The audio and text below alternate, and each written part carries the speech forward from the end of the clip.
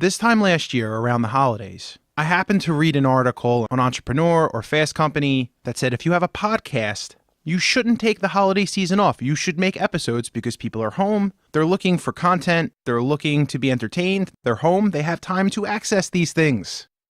If you read Friday's supplier report, there was some interesting news, specifically around Amazon potentially getting out of China, but not really. And also Oracle trying to make sure that Chinese companies can't buy American companies, or at least make it harder. None of those topics felt particularly home for the holidays. So then I started to think about my family. I may or may not have talked about this before, but there is a good portion of my family, including my father, that are in the meat industry. They are butchers. And I've barely talked to my father this week because he's heads down with Thanksgiving preparations at Esposito's in Philadelphia. And I also tried to get my cousin Vinny. Yes, my cousin Vinny. The two Utes. Two what? What? Did you say Utes? Yeah, two Utes. Who also used to work with me in procurement, who left the industry to become a butcher in his father's business. I tried to get cousin Vinny to join me on this week's podcast. He politely declined. But this week, in honor of the holidays, we are going to forego technology topics and we're going to talk turkey. I'm serious. I am literally dedicating an episode about turkeys. I'm Joey Lombardi, and this is SourceCast episode 96.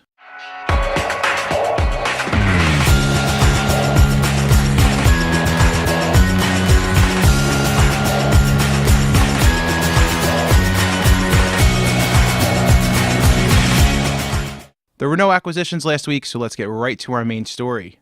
Turkeys. You're probably going to eat a turkey on Thursday. And I started thinking about the effort that goes into getting those turkeys to your dining room table every Thanksgiving. That has to be a logistics nightmare. As a frame of reference, every year there's about 240 million turkeys raised in the United States. Illinois.edu is reporting that about 46 million turkeys are consumed on Thanksgiving. So 20% of all the turkeys raised in a given year are consumed on one day. And also to complete the picture, on average, 22 million turkeys are consumed on Christmas, and 19 million turkeys are consumed on Easter. So that's almost 90 million turkeys consumed on 3 days. A metric from a few years ago stated that 736 million pounds of turkey were consumed in the United States in a given year. Those metrics about the holidays had me wondering, and I found another statistic that in the 1970s, 50% of all turkey was consumed during the holidays, those 3 days. Those 240 million turkeys that are raised every year, that results in anywhere from 20,000 to 25,000 jobs in the United States. The picture that I'm painting is that this week, there is a very high demand for turkeys. Where do those turkeys come from? Over half of all turkeys raised or produced, whatever word you want to use, in the United States came from just 4 states: Minnesota, North Carolina, Arkansas, and Missouri.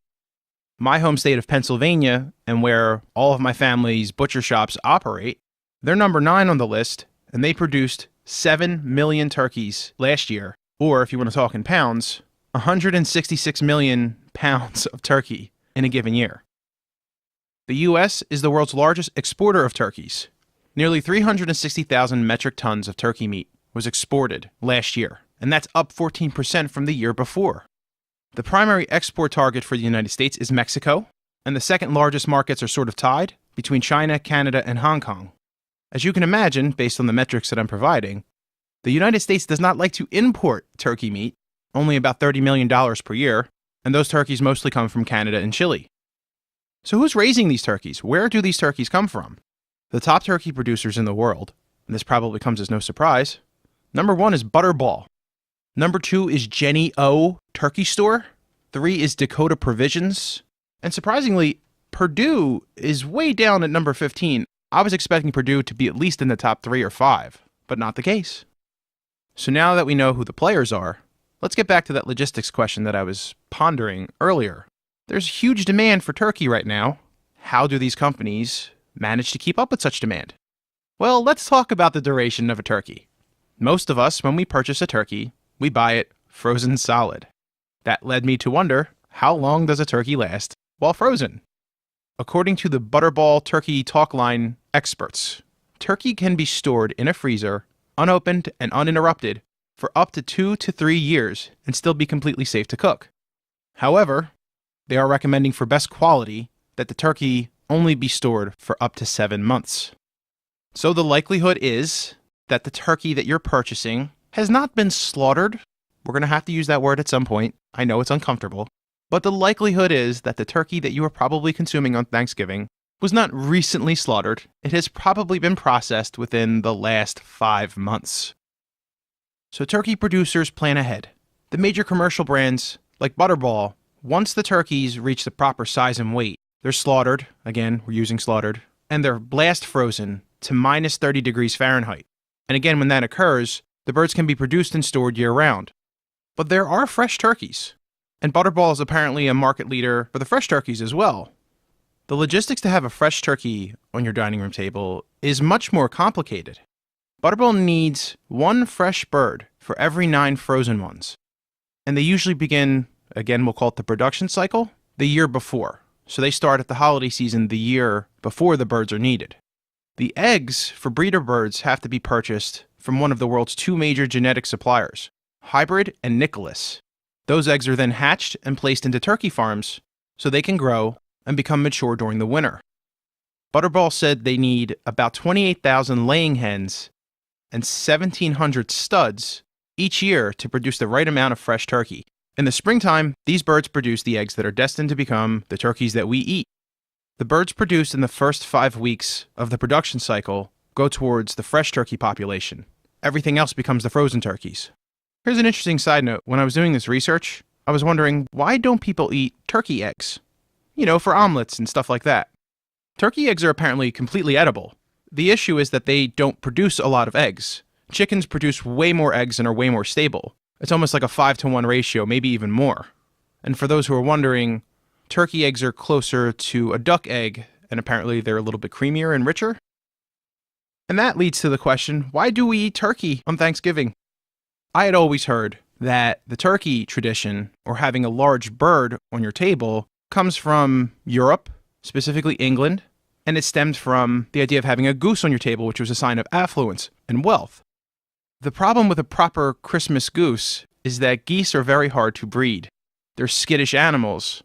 So eventually, someone decided that a turkey is a much more suitable animal for mass production. According to Slate.com, and this kind of fills in some of the rough edges there, turkeys are affordable and they're big enough to feed a crowd. Americans typically prefer poultry over other livestock because historically, birds can be slaughtered without huge economic sacrifice. For instance, a cow can be used for other things, like helping to plow a field. Beef was not commercially available until the late 19th century. Chickens were more highly valued back in the day because they produced eggs, and roosters, apparently the rooster meat is tough. So it's weird, turkey became popular through a process of elimination, and also because they're not large egg producers. I couldn't end a holiday podcast talking about turkeys without talking to my father. So live for me, here is the infamous Mean Joe Lombardi. Hello, how are you? I'm well, how are you? I'm fine. Long day at work? Yes, it was, yes. I'm not here for pleasantries, I'm here to ask you about turkeys. What would you like to know? First and foremost, Esposito's, one of the largest, if not the largest meat distributor in Philadelphia. One of the largest, yes. How do they keep up with the demand for turkeys this time of year? Well, we make plans. We pre-order ahead of time, and the turkeys are vacuum packed, so you approximately have about a 2-week shelf life from packing dates, and we have no problem with the supply. Now, you had mentioned to me earlier that you guys don't really sell turkey any other time but this time. We sell not much of it. We do sell them, but not very much. The bulk of it is Thanksgiving, some for Christmas, and the rest of the year it's small amounts. Whole turkeys. These turkeys that you sell at Esposito's, these are fresh turkeys. They're fresh turkeys. Not flash frozen. No. And what's the shelf life on a fresh turkey? About 2 weeks from packing dates, because they're vacuum packed. If they're not vacuum packed, then it's different. Now, frozen turkey that you would get at a supermarket, how long would that last? Well, depends on the temperature. They could be a year old. People eat more turkey nowadays than they did. Back in the day, turkey was a treat. But since turkey is becoming more commonplace, are you seeing holiday meals replace turkey with some other kind of meat? Whole turkeys are still number one for Thanksgiving. People buy maybe capons or some goose. They still do some roast beefs, prime ribs. There's a variety of meats that they eat, but turkey is still preferable. And you're seeing anything else, like a red meat that's replacing turkey? Well, prime rib does very well, yeah. Not as good as Christmas, but they do buy some prime ribs for Thanksgiving. But turkey's still the showstopper. Turkey's still number one. Do you get your turkeys from Butterball, or do you get them from... We buy our fresh turkeys. They're mostly from Lancaster, Pennsylvania. So I read that Pennsylvania is number 9 in turkey production in the United States. I'm not sure, but it could be. They do raise a lot of turkeys. Okay, we'll finish it up with what's one thing, if you're going to buy a turkey, or it's a high volume situation in a butcher shop, what's one thing you shouldn't do to annoy your butcher? Just be pleasant. Look at you saying just be pleasant. Well, I'm pleasant. You certainly are. Yes. Well, Mean Joe, happy Thanksgiving. Oh, thank you very much. Thank you for joining me on the podcast. It was my pleasure. Let's hope the audio doesn't suck. Me too. Thank you. So there you have it. Now you know why we eat turkey on Thanksgiving, how that turkey ended up on your dining room table, and you know how long it's probably been sitting in some corporate freezer before you cooked it. In all seriousness, I want to thank everyone for listening to this podcast and supporting it every week. I want to wish you and your family a happy Thanksgiving and safe travels, and basically, have a great week. I hope you're all taking some vacation time. And that's all we have for this week. You can find SourceCast on iTunes, Google Music, and all of your favorite podcasting applications. SourceCast is recorded in Bucolic, Mantua, New Jersey, and it's produced by my dad.